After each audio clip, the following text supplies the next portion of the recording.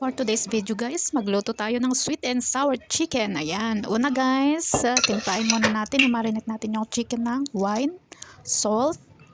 Ayan, 1 teaspoon salt or it's up to you. Tapos lagyan natin ng isang itlog. Ayan. Tapos, ngayon guys, lagyan din natin ng cornstarch. Ayan. 1 tablespoon or 2 tablespoon. Ayan. Tapos mix natin guys, gamit ang kamay natin. Ayan. Mix well. Tapos, ngayon guys, marinate natin ng isang oras. Ayan, isang oras natin yan i-marinate guys. Ayan, marinate natin ng gusto para malasa. Mamaya, iprito natin yan guys sa mainit na mantika yung chicken. Ayan guys. Ayan, ilagay natin sa ref or sa fridge. Tapos ngayon guys, iprito natin siya sa mainit na mantika. Ayan.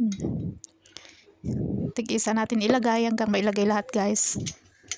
Hanggang golden brown. Ayan. Prito natin lahat hanggang mag golden brown siya. Maging crispy siya. Ayan. Prito natin. Ayan. Balik-balik train muna natin guys para hindi masunog. Dapat mainit po ang mantika guys para maging crispy siya. Ayan. Masarap po yan guys. Subukan nyo po yan guys. Sigurado magugustuhan nyo.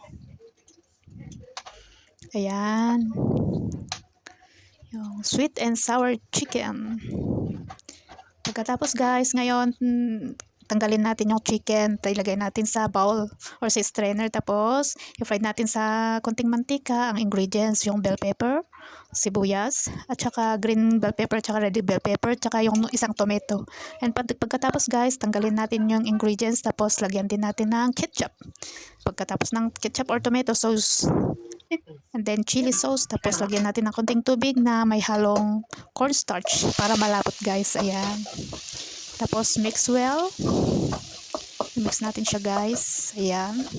Pag malapot na guys, lagyan natin yung ingredients at saka yung chicken. Ayan. Tapos haluin natin guys. Haluin natin siya. Ayan. Haluin natin siya ng mabuti guys. Thanks for watching. Sana may natutunan kayo guys. Subukan nyo to. Bye-bye.